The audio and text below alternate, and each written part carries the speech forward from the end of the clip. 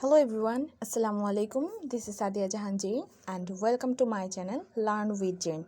আজকে আমরা আলোচনা করব সৈয়দ মঞ্জুরুল ইসলামের one of the most important short story Daedalus kite নিয়ে। এটি এবছর মাস্টার্সের সাউথ এশিয়ান লিটারেচারের নতুন সংযোজন। আজকের পর্বে আমরা আলোচনা করব ডেডালাস কাইটের সম্পূর্ণ বঙ্গানুবাদ। তো চলুন দেরি না করে শুরু করা যাক আজকের অনুবাদ। ইমানকে ঘুড়ি আর লাটাই হাতে দেখে হোসেন মিয়ার খুব রাগ হলো। যদিও তার ছেলেটির উপর রাগ করার কোনো অধিকারই নেই।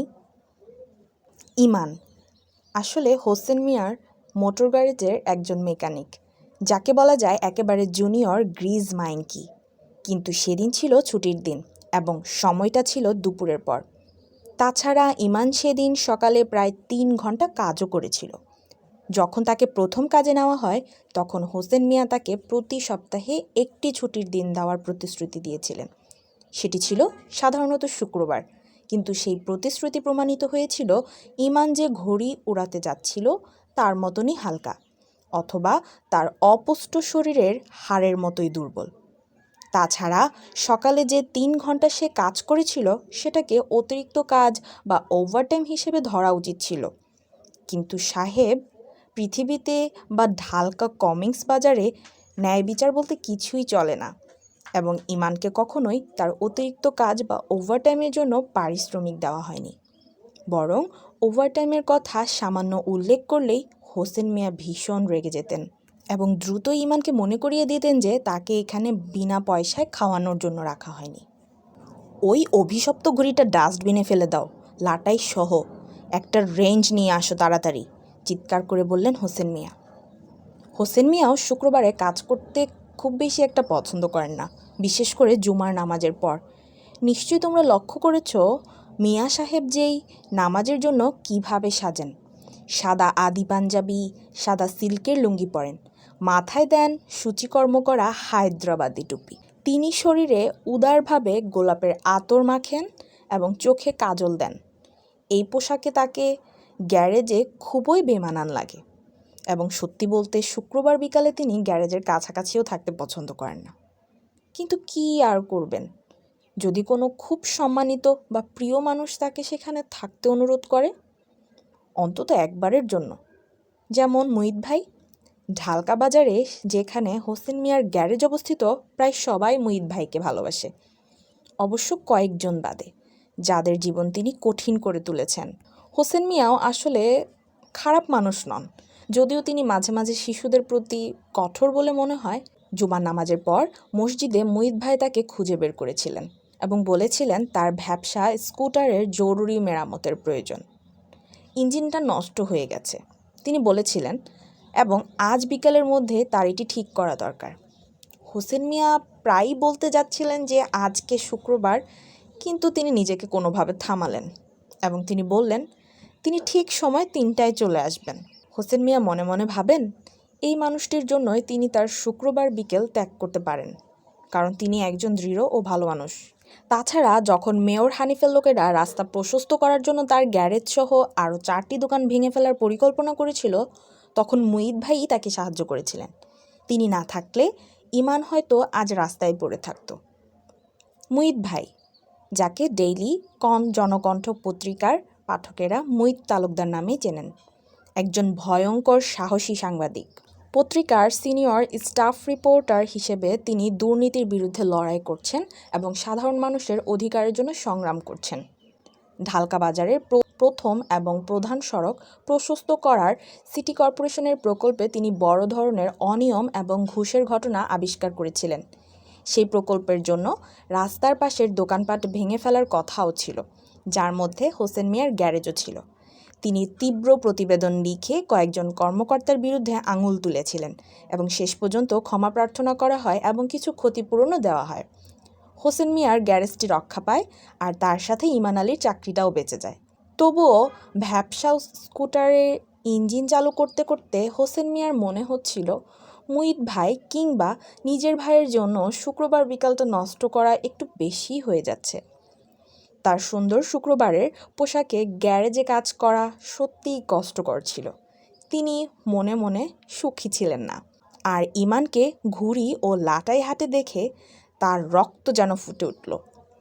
কিন্তু হোসেন মিয়া খুব ভালো করেই জানতেন যে ইমানই তার রাগের একমাত্র কারণ নয়।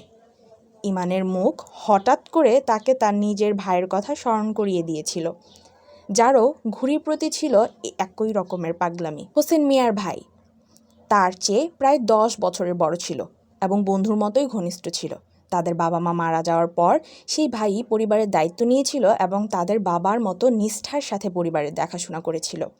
মানুষের মধ্যে কোনো খারাপ দিক ছিল না, শুধু ঘুড়ির প্রতি তার ছিল অদম্য নেশা। তবে তার ভাইয়ের একমাত্র ভালো দিক ছিল তার এই ঘুড়ি ওড়ানোর নেশাটি ছিল মৌসুমি। শরৎ এলেই শুরু হতো, আবার বসন্তের প্রথম হাওয়ায় শেষ হয়ে যেত। এক সময় হোসেন মিয়া তার ভাইয়ের এই নেশার জন্য একজন মানুষকে দায়ী করতেন। সে ছিল সেতু আলী, ইমান আলীর বাবা, যিনি নিঃসন্দেহে ঢালকা বাজারই নয় বরং পুরো ঢাকার সবচেয়ে বিখ্যাত ঘুড়ি নির্মাতা ছিলেন। শরতের প্রথম শিশির যখন ঘাসে পড়ত এবং আকাশ মেঘমুক্ত হয়ে পরিষ্কার হয়ে উঠত, তখন সেতু আলী হয়ে উঠতেন প্রতিটি ঘুড়ি উড়ানোর মানুষের আকর্ষণের কেন্দ্র। চানখারপুল থেকে দয়াগঞ্জ, দক্ষিণ ময়সান্দি থেকে ছোট কাটরা, সব জায়গাতেই সেতু আলীর স্বাক্ষরযুক্ত ঘুড়ি আকাশে উঠত, যেন তাদের নিজস্ব রাজ্যের রাজা। এরশাদ শাসনামলের শেষের দিকে এক শীতের বিকালে ঢালকা বাজার ও ওয়ারির মধ্যে সারাদিন ধরে উত্তেজনাপূর্ণ ঘুড়ির লড়াই চলছিল। হোসেন মিয়ার ভাই হাসান মিয়া স্বাভাবিকভাবেই ঢালকা বাজারের নেতৃত্ব দিচ্ছিলেন। তিনি ইতিমধ্যে ওয়ারির 3টি ঘুড়ি কেটে ফেলেছিলেন। তারপর তিনি 11 নম্বর আশেক জমাদার লেনের একটি পুরনো দোতলা বাড়ির ছাদে উঠে গেলেন, একটি ভালো অবস্থান খুঁজে বের করার জন্য যেখান থেকে প্রতিপক্ষ একেবারে শেষ করে দেওয়া যাবে। তার সঙ্গে ছিল সেতু আলী এবং পেছনে ছিল উৎসাহী সমর্থকদের একটি দল। হাসান মিয়া রেলিংয়ের উপর বসে পড়লেন। তার চোখে ছিল অটল মনোযোগ। শুধু তিনি হাতে সুতা ধরে দক্ষতার সাথে ঘুড়ি চালাচ্ছিলেন। সেতু আলীও রেলিংয়ের উপর উঠে দাঁড়িয়েছিল লাটাই হাতে। কিন্তু বাড়িটি ছিল অনেক পুরনো আর তার অলংকৃত রেলিংটি দীর্ঘদিনের ব্যবহারে দুর্বল হয়ে পড়েছিল। কয়েকজন উত্তেজিত মানুষের ওজন, যার মধ্যে সেতু আলীও ছিলেন, সেটা আর সহ্য করতে পারল না। ফলে রেলিংটি ভেঙে পড়ল এবং সঙ্গে করে নিচে ফেলে দিল হাসান মিয়াকেও, যার আঙুলে তখনও ছিল ঘুড়ির সুতা, আর সেতু আলীকেও ফেলে দিল, যার হাতে ছিল লাটাই। নিচে ছিল একটি সিমেন্টের মেঝে, যেখানে বাড়ির 4টি পরিবারের লোকেরা টিউবওয়েল থেকে পানি নিত। সেই শক্ত সিমেন্টের মেঝে এমন জায়গা নয় যেখানে মানুষের মতো কোমল ও ভঙ্গুর বস্তু, অথবা ঠিক বলতে গেলে 2টি মানব দেহ পড়ে গিয়ে অক্ষত থাকতে পারে। তাহলেই সব শেষ হয়ে গিয়েছিল।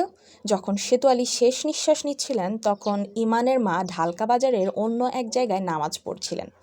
তিনি আসলে নামাজের মূল অংশ শেষ করে ফেলেছিলেন এবং এখন মোনাজাত করছিলেন। তিনি 2 হাত মুখের সামনে তুলে নীরবে কিছু প্রার্থনা করছিলেন। কে জানে তা কী ছিল? 9 মাসের ছোট্ট ইমান তার নামাজের জায়নামাজের পাশে ঘুমাচ্ছিল। নামাজের জন্য অজু করার আগে তিনি তাকে দুধ খাইয়েছিলেন। সেটাও ছিল তার শেষবারের মতন বুকের দুধ খাওয়ানো, যদি তুমি জানতে চাও। কারণ যখন সেতু আলীর মৃতদেহ বাড়িতে আনা হলো, তখন ইমানের মা সেটার দিকে মাত্র একবার তাকিয়েছিলেন। তারপরে তিনি অজ্ঞান হয়ে পড়ে যান। তিনি আর কখনোই জ্ঞান ফিরে পাননি, কারণ সেতু আলীর যে মৃতদেহ ছিল তার মাথার অর্ধেক অংশ ছিল না।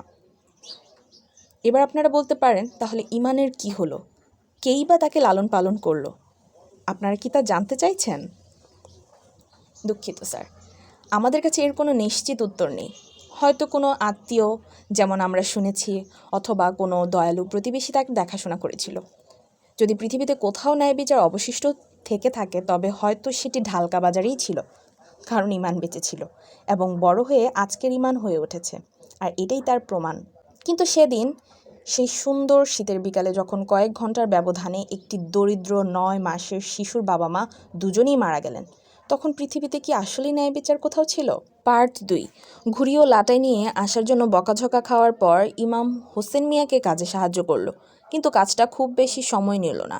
আধা ঘন্টা পরে হাতের তেল ময়লা কেরোসিন দিয়ে ধুতে ধুতে হোসেন মিয়া ইমানকে সতর্ক করে বললেন, যদি আর কখনো তোমাকে এই অভিশপ্ত ঘুড়ি নিয়ে দেখি, তোমার শরীরের প্রত্যেকটা হাড় ভেঙে ফেলব। এখন এখান থেকে চলে যাও। ইমান হোসেন মিয়ার মেজাজ খুব ভালোভাবেই বুঝতে পারত, তাই সে দ্রুত গ্যারেজ থেকে বেরিয়ে যায়। তবে যাওয়ার আগে সে পিকআপ ভ্যানের ভেতর থেকে তার লুকিয়ে রাখা ঘুড়ি এবং লাটাইটিও নিয়ে গেল।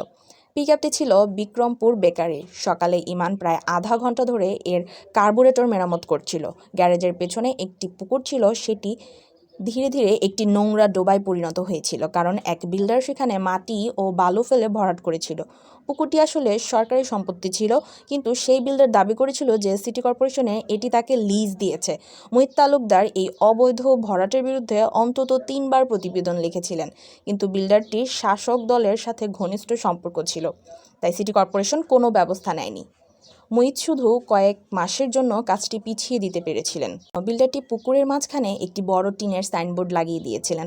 প্রায় একটি ডাইনিং টেবিলের সমান ছিল সেই সাইনবোর্ডটি। সেখানে ফসফোরেসেন্ট রঙে তার নাম, মালিকানার দাবি এবং অন্যান্য তথ্য লেখা ছিল, যাতে অন্ধকারেও মানুষ তা পড়তে পারে। এই পুকুরের খোলা জায়গাটায় ইমানকে ঘুড়ি উড়ানোর সুযোগ দিত, ঢালকা বাজারের আকাশ ছুঁয়ে দেখার সুযোগ দিত। যখন ঘুড়িটি আকাশে উড়ে উঠল, তখন ইমানের শরীরের প্রতিটি শিরায় এক অদ্ভুত উত্তেজনা ছড়িয়ে পড়ল, যেমনটি একসময় তার বাবারও হতো। অদ্ভুত ব্যাপার হলো, ছেলেটির তার বাবার কোনো স্মৃতি নেই, অথচ বাস্তবে সে বহুবার বাবাকে দেখেছিল। বাবার কোলে ঘুমিয়েছিল এবং তার পাঞ্জাবিতে প্রস্রাবও করেছিল। আর দেখেছিল তার বাবা এক হাতে ঘুড়ি উড়াচ্ছেন আর অন্য হাতে তাকে কাঁধে জড়িয়ে ধরে রেখেছিলেন। একদিন এমনই সেই এক মুহূর্তে সেতু আলীর মনে একটি অদ্ভুত চিন্তা এসেছিল। যদি সে ছোট্ট ইমানকে একটি ঘুড়ির সাথে বেঁধে আকাশে উড়িয়ে দেয়। ছোট ইমান তখন এতই হালকা ছিল যেন তার শরীরের ভেতর তুলো ভরা। সেতু আলী মনে মনে ইতিমধ্যেই এমন একটি ঘুড়ি বানিয়ে ফেলেছিলেন যা তার ছেলেকে আকাশে তুলে দিতে পারে। তিনি চেয়েছিলেন তার ছেলে আকাশের রাজা হয়ে উঠুক এবং সবাই তাকে দেখুক যখন সে ক্রমশ উপরে উঠে যাচ্ছে। চোখ বন্ধ করতেই তিনি কল্পনা করলেন তার ছেলে মেঘের ওপর ভেসে আছে, নিচের পৃথিবীকে রাজাদের মতো দেখছে আর মানুষ হাততালি দিয়ে তাকে অভিনন্দন জানাচ্ছে। কিন্তু সেই চিন্তা বেশিক্ষণ স্থায়ী হয়নি। হঠাৎ তিনি চোখ খুলে কেঁপে উঠলেন। যদি ঘুড়িটি ইমানকে ধরে রাখতে না পারে? তার মনে পড়ল ইকারাসের গল্প, আর তিনি যেন নিজেকে ডেডালাসের জায়গায় দেখতে পেলেন। আসলে হয়তো এসব আমরা নিজের কল্পনাই করছি, কারণ সেতু আলী কীভাবে ইকারাসের গল্প জানবেন? তিনি তো স্কুলে 8ম শ্রেণীর বেশি পড়েননি। তবে সত্যি বলতে তিনি তার ছেলেকে নিয়ে একটি রূপকথার মতন স্বপ্ন দেখেছিলেন, যেখানে তার ছেলে একটি ঘুড়ির উপর বসে আকাশে উঠছে, যেন পঙ্খিরাজ ঘোড়ায় চড়ে আছে। কিন্তু সেই সুখের কল্পনা মুহূর্তেই মিলিয়ে যায়। হঠাৎ তিনি ইমানকে কোলে তুলে নেন, তার মাথার ছোট্ট চুলে চুমু খান এবং তার স্ত্রীর কাছে দিয়ে দেন। তারপর তিনি হাসান মিয়ার সঙ্গে বেরিয়ে পড়েন। ওয়ারির শক্তিশালী ঘুড়িবাজদের সঙ্গে লড়াইয়ের কৌশল নিয়ে আলোচনা করতে থাকেন। আর সেটাই ছিল শেষবার যখন ইমান আলীকে তার বাবা কোলে নিয়েছিলেন এবং চুমু খেয়েছিলেন। যদি তুমি জানতে চাও, মজার বিষয় হচ্ছে সেতু আলী জীবনে ডেডালাসের গল্পটি যেন উল্টোভাবে ঘটেছিল। সেখানে ছেলেটি নয়, বরং বাবাই আকাশ থেকে পড়ে মারা গেলেন। এই ডেডালাসটা কে? ডেডালাস ছিলেন প্রাচীন এক গল্পের চরিত্র, যিনি তার ছেলের পিঠে মোমের ডানা লাগিয়ে দিয়েছিলেন। সেই ছেলে কিছুক্ষণ পাখির মতো আকাশে উড়েছিল, কিন্তু সূর্যের তাপে ডানা গলে গিয়ে সমুদ্রে পড়ে মারা যায়। এরপরের কাহিনী জানা যায় নৌবাহিনীর উদ্ধার দলের রিপোর্ট থেকে, যেখানে বলা হয়েছিল তারা ইকারাসের মৃতদেহ ভূমধ্য সাগর থেকে উদ্ধার করেছিল এবং মনে হচ্ছিল মৃত্যুর মধ্যেও ছেলেটি যেন হাসছে, যেন সে আকাশে বা নিচে কোনো একটি অতিপ্রাকৃত বা সুপারন্যাচারাল কোনো দৃশ্য দেখেছিলেন। এদিকে ইমান আলীর ঘুড়ি হঠাৎ করেই নিচের দিকে দ্রুত নেমে যেতে শুরু করলো এবং বাম দিকে নিয়ন্ত্রণহীনভাবে ঘুরে গেল। কি হলো? হতবম্ব হয়ে ইমান নিজেই নিজেকে জিজ্ঞাসা করলো। পার্ট 3। ইমান প্রায়ই তার ঘুড়িটিকে সেই সাদা বিড়ালের পুনর্জন্ম মনে করত, যে তার এলাকায় খাবারের খোঁজে ঘুরে বেড়াতো। সব কিছু সাধারণত ঠিকঠাকই থাকতো যতক্ষণ না পর্যন্ত বিড়ালটিকে কেউ খোঁচা দিত বা তার লেজে পা দিত। তখন সে হঠাৎ পাগলের মতন হয়ে উঠত, ভয়ঙ্করভাবে গর্জন করত এবং সামনে যাকে পেত তাকে আঁচড়ে দিত। একবার ইমান সেই বিড়ালটির জন্য কিছু খাবার জোগাড় করতে পেরেছিল। তারপর থেকে তারা বন্ধু হয়ে যায়। যখন ইমান একটু ঘুমিয়ে থাকতো, তখন বিড়ালটি তার পায়ের কাছে শুয়ে নরম শব্দ করে গড়গড় করত। কিন্তু একদিন যখন বিড়ালটি হঠাৎ পাগলের মতো আচরণ করছিল, তখন কেউ একজন তাকে কোদাল দিয়ে আঘাত করলো। অসহায় প্রাণীটি সেখানেই লুটিয়ে পড়ে মারা গেল। তার চোখ দুটো খোলা ছিল। ইমানের পক্ষে বিশ্বাস করা খুব কঠিন ছিল যে কেউ এভাবে তার জীবন শেষ করে দিতে পারে। সেই চোখগুলোর কথা মনে পড়তেই ইমান দীর্ঘ নিঃশ্বাস ফেলল। সে ইতিমধ্যে বিড়ালটিকে হারিয়েছে, সে তার ঘুড়িটিকেও হারাতে চায় না। কিন্তু ঠিক তখনই ঘুড়িটি আবার হঠাৎ নিচের দিকে দ্রুত নেমে গেল এবং একটি নারকেল গাছের মাথায় গিয়ে আটকে গেল। ইমান আবারও দীর্ঘ নিঃশ্বাস ফেলল। পিকআপ ভ্যান থেকে ঘুড়ি ও লাটাই নিয়ে আসার সময় তার নারিকেল গাছে ওঠার কোনো পরিকল্পনাই ছিল না, কিন্তু এখন তাকে উঠতেই হবে। এই পৃথিবীতে অল্প কয়েক বছরের অভিজ্ঞতায় সে একটি বিষয় শিখেছে: সকালের দিকে তাকিয়ে কেউ বলতে পারে না সন্ধ্যাটা কেমন হবে। সেদিন সে যে অতিরিক্ত কাজ করেছিল, যাকে সে অন্ধ কাজ বা অপ্রত্যাশিত পরিশ্রম বলতো, সেটাও এই অনিশ্চয়তারই অংশ। নারকেল গাছটি পাশের 5 তলা অ্যাপার্টমেন্ট ভবনের সমান উঁচু হয়ে উঠেছিল এবং প্রায় সব তলার কাছাকাছি এসে পৌঁছেছিল। বাড়িটির মালিক সেই একই ব্যক্তি, যার নাম অর্ধভর্তি পুকুরের মাঝখানে লাগানো সাইনবোর্ডে ফসফোরেসেন্ট রঙে জ্বলজ্বল করছিল। ইমানের ঘুড়িটি গাছের একবারে উপরে 2টা পাতার মাঝখানে আটকে ছিল, যা সামান্য ঝুঁকেছিল ভবনের ছাদের দিকে। ইমানের বাবা সেতু আলী গাছে ওঠার ক্ষেত্রে বিশেষ দক্ষ ছিলেন। তিনি ঢালকা বাজারের খিটখিটে স্বভাবের বানরগুলোর মতো দ্রুততা এবং কৌশলে এক গাছ থেকে আরেক গাছে লাফ দিতে পারতেন।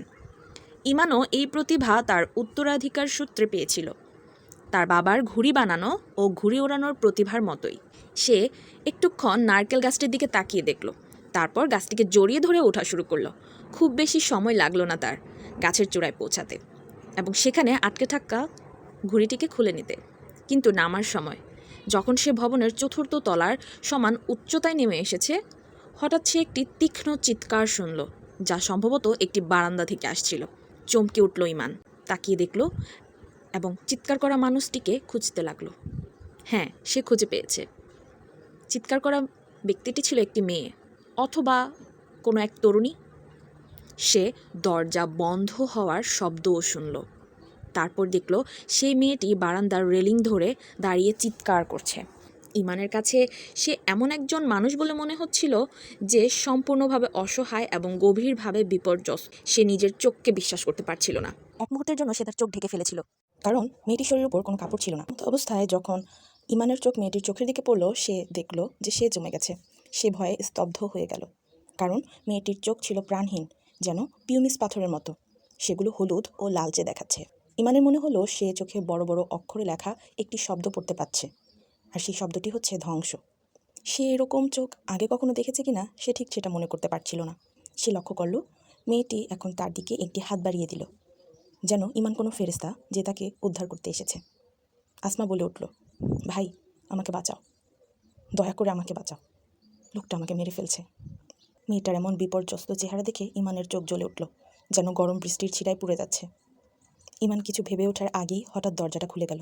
একজন শক্ত সমর্থ লোক বারান্দায় এসে দাঁড়ালো। ইমান তাকে চিনতে পারল। ঢালকা বাজারের সবাই তাকে চিনত, আর সে ছিল দারোগা সাহেব, একজন বড় পুলিশ কর্মকর্তা যাকে সবাই ভয় করত। দারোগা সাহেব মেয়েটিকে নিজের দিকে টেনে নিল এবং শক্ত হাতে তাকে চেপে ধরল। ইমান চোখ বন্ধ করে ফেলল। মেয়েটির চিৎকারও থেমে গেল।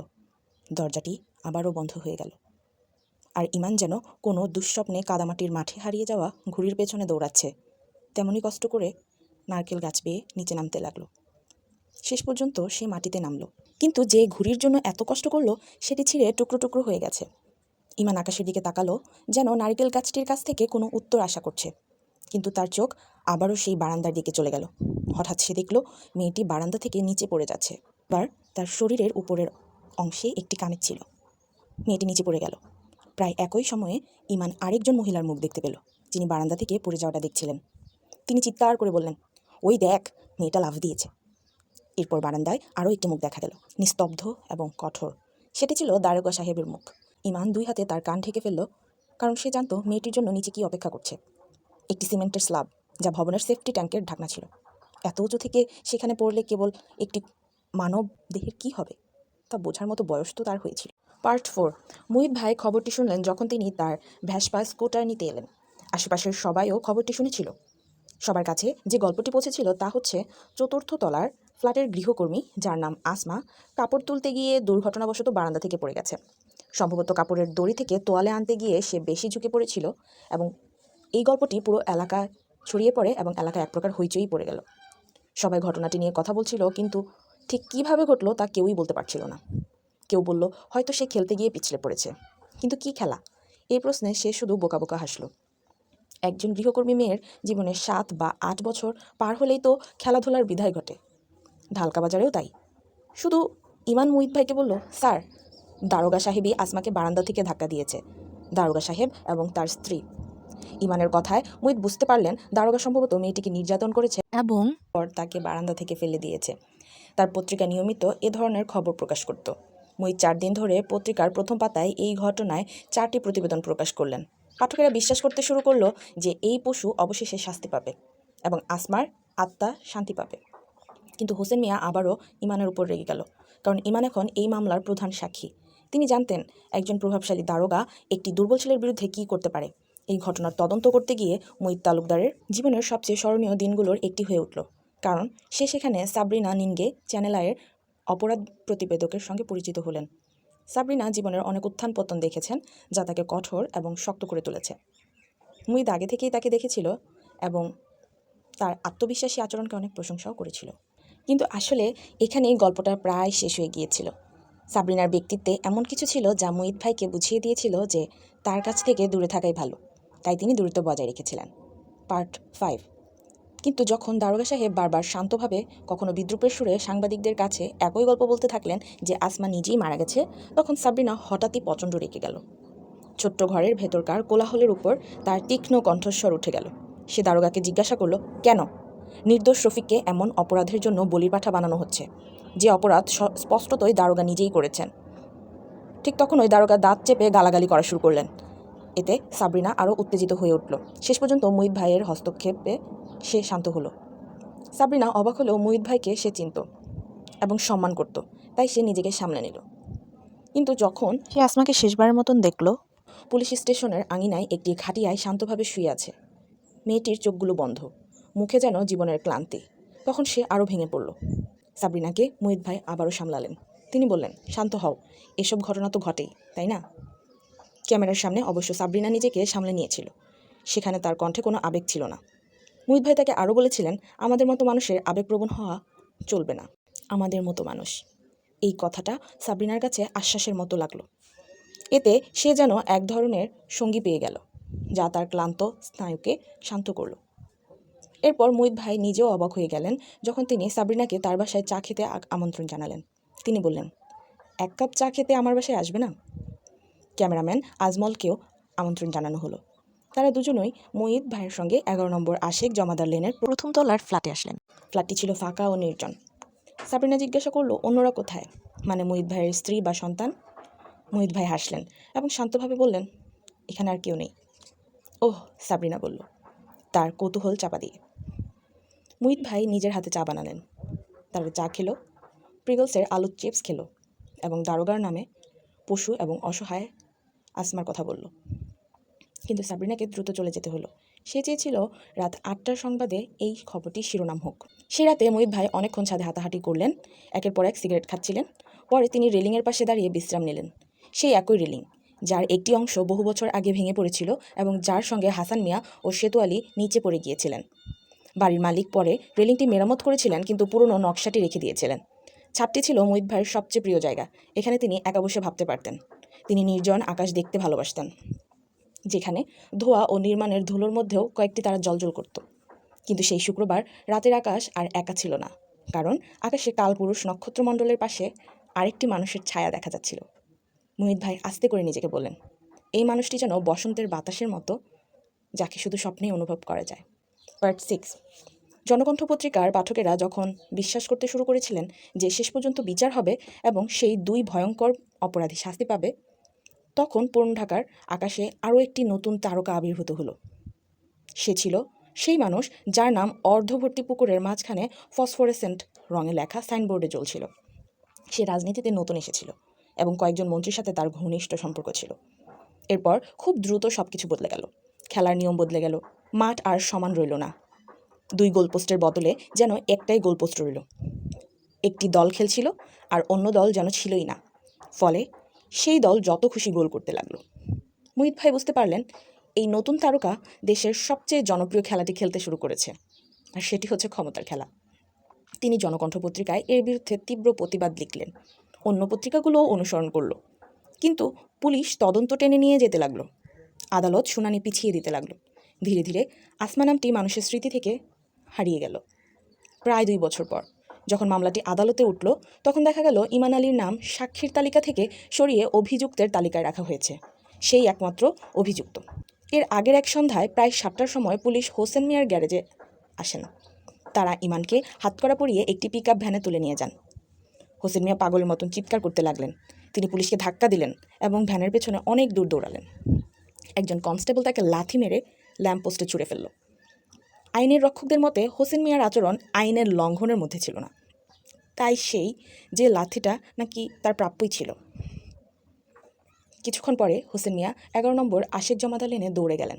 সাংবাদিকের জন্য সন্ধ্যা 7:30টার বাসায় থাকার অস্বাভাবিক সময় হলেও মুহিত ভাই তখন বাড়িতে ছিলেন। তার সঙ্গে ছিলেন সাবরিনা নিনা। তারা ছাদে ছিলেন। হোসেন মিয়া হাঁপাতে হাঁপাতে সব ঘটনা জানালেন। মুহিত ভাই সঙ্গে সঙ্গে সাবরিনাকে নিয়ে থানায় গেলেন।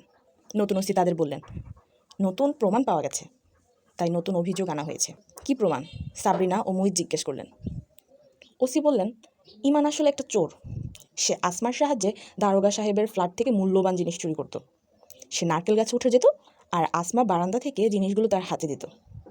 আর সেদিন আসমা তাকে কিছু সোনার গহনা ও একটি ক্যামেরা দিয়েছিল। ঠিক তখনই সাবরিনা প্রতিবাদ করে বলল, কিন্তু আসমাকে বারান্দা থেকে ফেলে দেওয়া হয়েছে, তাকে হত্যা করা হয়েছে। ওসি জবাবে বললেন, না, সে নিজেই পড়ে গেছে। সাবরিনা পুনরায় বলল, কিন্তু তাকে তো ধর্ষণ করা হয়েছে। ওসি আবারও উত্তর দিল, না না, ওটা ধর্ষণ না, সে নিজেই রফিকের সাথে শারীরিক সম্পর্ক করেছে। তারপর সে সাবরিনাকে ব্যঙ্গ করে বলল, আপনি তো সাবরিনা নিনা, তাই না? কিন্তু আপনার ক্যামেরাটা কোথায়? চাকরি ছেড়েছেন নাকি চাকরি গেছে? এই কথা বলে দারোগা অট্ট হাসিতে ফেটে পড়ল। সাবরিনা অপমানিত হয়ে ঘর থেকে বেরিয়ে এলো। সে বলল তার বমি পাচ্ছে। মুহিত ভাই তাকে তার কাঁধে হাত রেখে বললেন, চলো আমার বাসায় যাই। এবং সাবরিনা নিনা ক্লান্ত শরীরে ঢালকা বাজারের সরু গলি পেরিয়ে 11 নম্বর আশিক জমাদার লেনে ঢুকলো। আর কখনো সেখান থেকে বের হয়নি, কমপক্ষে স্বাভাবিক অর্থে। মুহিত ভাই এবং সাবরিনা ছাদের উপর হাত ধরে এমনভাবে দাঁড়িয়ে রইলেন যেন সময় থেমে গেছে। মুহিত ভাই বললেন, ওরা কি সত্যিই আশা করে যে আমি বিশ্বাস করব ইমান আলী এমন কাজ করতে পারে? তারপর দীর্ঘ নিঃশ্বাস ফেললেন। ভাবো তো, ছোট্ট ইমান ওই ভয়ঙ্কর উচ্চতায় নারিকেল গাছে এক হাতে ঝুলে থাকবে এবং অন্য হাতে আসমা যে পুটলি ছুড়ে দিবে তা ধরবে। এমন কাজ কি ফারুক ইঞ্জিনিয়ারও করতে পারতেন? অথচ যুক্তিসঙ্গত পৃথিবীকে এটাই বিশ্বাস করতে বলা হচ্ছে। যদি জানতে চাও, ফারুক ইঞ্জিনিয়ার ছিলেন ভারতের ক্রিকেট দলের অন্যতম সফল উইকেট কিপার। অবশ্য ইমানের জন্মের আগেই তিনি ক্রিকেট খেলা ছেড়ে দিয়েছিলেন, তাই ইমান জানতোই না ফারুক ইঞ্জিনিয়ারকে। ইমান বরং জানতো রিডলি জ্যাকবসকে। ওয়েস্ট ইন্ডিজের উইকেট কিপার ছিলেন তিনি।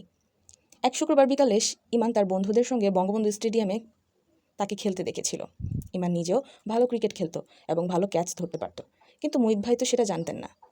তিনি এটাও জানতেন না যে ইমানের বন্ধুরা তাকে রিড্ডু বলে ডাকত, অর্থাৎ রিডলি জ্যাকবসের নাম অনুসারে, যখন সে তাদের দলে উইকেট কিপিং করত। এরপর কালিমুল্লাহ ও তার স্ত্রীর পক্ষে 2 জন বিখ্যাত আইনজীবী, যারা নিজেদের ব্যারিস্টার বলতে পছন্দ করতেন, মামলায় যোগ দিলেন। ঘটনাক্রমে একটু যোগ করছি, কালেমুল্লাহ হচ্ছে সে দারোগা সাহেবের নাম, অ্যান্ড তার স্ত্রী কথা এখানে বলা হচ্ছে। তাদের একজন ছিলেন, অর্থাৎ তাদের যে আইনজীবী তাদের মধ্যে একজন ছিলেন নাগরিক সমাজের একজন পরিচিত সদস্য, যিনি নিয়মিত টিভির টক শোতে অংশগ্রহণ করতেন। তিনি অত্যন্ত আবেগের সঙ্গে নানান বিষয়ে বক্তৃতা দিতেন। রাস্তার শিশুদের দুর্দশা থেকে শুরু করে সংখ্যালঘুদের অধিকার বঞ্চনার মতো বিষয় নিয়ে তিনি আলোচনা করতেন। এই সামাজিক কর্মী ব্যারিস্টার এমন নিখুঁত যুক্তির জাল বুনলেন যে তা একেবারে নির্ভুল বলে মনে হচ্ছিল। হোসেন মিয়া যে সামান্য সলিসিস্টারকে ইমানের পক্ষে নিয়োগ করতে চেয়েছিলেন, তিনি যেন সম্পূর্ণ বিভ্রান্ত হয়ে পড়েছিলেন। আদালতে 2 ব্যারিস্টার যে বিপুল প্রমাণ হাজির করলেন, তার জবাব দেওয়ার কোনো উপায় তার ছিল না। সাবরিনা বেঞ্চে বসে কাঁদছিলেন। তিনি বারবার বলছিলেন, বেচারা আসমা, বেচারা ইমান। সাবরিনা যখন আদালতের রিপোর্ট করছিলেন, দর্শকেরা তার চোখের জল লক্ষ্য করলো এবং ভাবতে লাগলো কি হয়েছে। তার বস মাথা নেড়ে বললেন, একজন রিপোর্টারের আবেগপ্রবণ হওয়া সুযোগ নেই মিস নিনা, তোমাকে তোমার আবেগ নিয়ন্ত্রণ করতে হবে। ঠিকই বলেছেন। যখন ব্যারিস্টাররা বা তার নিজের সলিসিস্টারের যুক্তি উপস্থাপন করছিল, ইমান তাদের দিকে ঠান্ডা ও উদাস দৃষ্টিতে তাকিয়ে থাকত, যেন তাদের সে প্রথমবার দেখছে, অথবা যেন তারা হোসেন মিয়ার গ্যারেজে কোনো মেরামত কাজ নিয়ে দর কষাকষি করছে। ইমান সবসময় এমন ছিল, নির্লিপ্ত ও হারিয়ে যাওয়া। ছোটবেলায় বাবা মা দুজনকেই হারিয়ে দুঃসম্পর্কের এক আত্মীয়ের বাড়িতে বড় হওয়ার পর থেকেই সে যেন এক গভীর নিঃসঙ্গ জীবনের মধ্য দিয়ে চোখ বন্ধ করে চলছিল। কিন্তু তবুও বোঝা যাচ্ছিল না কেন সে এত অবসন্ন ও দুর্বল। শুনানির শেষ দিনে সে হঠাৎ ভেঙে পড়ল, যেন তার বেঁচে থাকার ইচ্ছাটাই হারিয়ে গেছে। অথচ 1 সপ্তাহ আগেও সাবরিনা তাকে অন্যরকম দেখেছিলেন। সে অনিশ্চিত ভবিষ্যতের কথা জানতো, তবুও সে কথা বলতো, হাসতো এবং সাবরিনার গোপনে এনে দেওয়া ফ্রুটি এবং চকোবার আনন্দ করে খেত। কিন্তু আদালতে তাকে যেভাবে কাঠগড়ায় দাঁড়িয়ে থাকতে দেখা গেল, তা দেখে মনে হচ্ছিল যে ইমান ভীষণ অসুস্থ। হাত দুটো তার ঢিলে হয়ে পাশে ঝুলছে, মাথা কাঁধের উপর ঝুলে পড়েছে, যা সাবরিনার কাছে রহস্যের মতো লাগছিল। হোসেন মিয়াও মনে করতে পারছিলেন না কখনো এমন অবস্থায় তিনি ইমানকে দেখেছিলেন কিনা। কিন্তু আসল কথা হলো, ইমান যদি 3 দিন খাবার না পায় তবে সে কী করবে? তাকে এমনভাবে মারধরও করা হয়েছিল, পানি ভরা বোতল তোয়ালে দিয়ে মুড়ে, যাতে শরীরে কোনো চিহ্ন না থাকে। কিন্তু কেন? জেলারদের যারা নির্দেশ দিয়েছিল সেই উচ্চ কর্তৃপক্ষকে জিজ্ঞাসা করুন, অথবা পুলিশকে জিজ্ঞাসা করুন তারা কেন তাকে মেরেছে এবং কেন তাকে খাবার দেয়নি। যাই হোক, ব্যারিস্টার তার যুক্তির শেষ পর্যায়ে এসে বললেন যে তিনি প্রমাণ করবেন ইমান আলী নামের এই অধপতিত ছেলেটি আসল অপরাধী, এই নিকৃষ্ট খলনায়ক। এর কারণেই দরিদ্র মেয়ে আসমাকে অকালে মৃত্যুবরণ করতে হয়েছে। আসমাও অপরাধের সাথে জড়িত ছিল, কিন্তু তার মৃত্যু তাকে আইনের বিচারের বাইরে নিয়ে গেছে। আদালত তাই সেই শাস্তিটা তাকে দিতে পারবে না। দীর্ঘ নিঃশ্বাস ফেলে সাবরিনা বললেন, মৃত্যুরা সত্যিই ভাগ্যবান। ব্যারিস্টার আবারও বলতে শুরু করলেন, মহামান্য বিচারক, মিডিয়া ছেলেটির ক্ষমতা নিয়ে সন্দেহ প্রকাশ করেছে। সে কি সত্যিই এত উচ্চতায় এক হাতে পট্টি ধরে রাখতে পারে? একজন সাংবাদিক তার লেখায় বলেছেন এমন কাজ ফারুক ইঞ্জিনিয়ারও করতে পারেন না। এই কথা বলতে বলতেই সরাসরি মুহিত ভাইয়ের দিকে ব্যারিস্টার তাকালেন। ব্যারিস্টার আবারও বললেন, আমি তার সঙ্গে একমত। আমাদের নিজেদের খালেক মাসুদ পাইলটও হয়তো এটা করতে পারতেন না, কিন্তু এই ছোট্ট দানব, এই ছেলেটিটা পারে, আর সেটাই আজকে আমি প্রমাণ করব। পরবর্তীতে তিনি তার ব্রিফকেস খুলে একটি স্বচ্ছ প্লাস্টিকের প্যাকেট বের করলেন। সেটি মাথার উপর তুলে সবাইকে দেখালেন। প্যাকেটটির ভেতরে ছিল একটি কলা, একটি আপেল, একটি বান, একটি ফ্রুটি ও চকোবার এবং আরও কিছু খাবার। মানুষজন খাবারগুলো দেখল, কিন্তু ইমান যেন মনে হলো অন্য কিছু দেখল।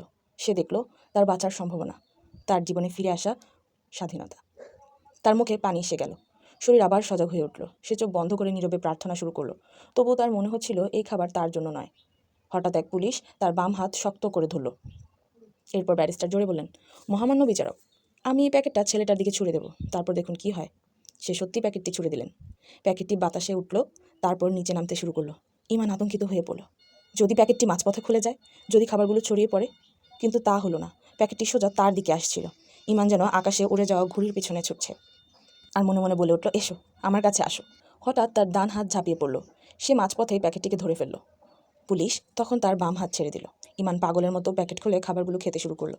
তার চল দ্রুত নড়ছিল, দাঁত কড়মড় করছিল, আর তার পুরো শরীর কাঁপছিল জীবনের সবচেয়ে বড় ভোজ পাওয়ার আনন্দে। এই সময় ব্যারিস্টার বললেন, দেখুন মহামান্য বিচারক, কি অসাধারণ দ্রুততায় ছেলেটি প্যাকেটটি ধরেছে। আইনের রক্ষকেরা ও ন্যায় বিচারের অভিভাবকেরা ব্যারিস্টারের যুক্তিতে সত্য দেখতে পেলেন। তারা একমত হলেন, দুর্ভাগা মেয়ে আসমা মূল্যবান জিনিস পাচার করার সময় পড়ে মারা গেছে, আর এই অধপতিত অপরাধী ইমান আলী তার কারণ। সমাজের এই মানবরূপী পশুর দূষিত স্পর্শ থেকে রক্ষা করার জন্য তাকে যতদিন আদালত উপযুক্ত মনে করে ততদিন কারাগারে বন্দী করে রাখা উচিত। এই বাক্যটির মাধ্যমে গল্পটির এখানে সমাপ্তি ঘটে। আশা করছি আপনাদের ভালো লেগেছে।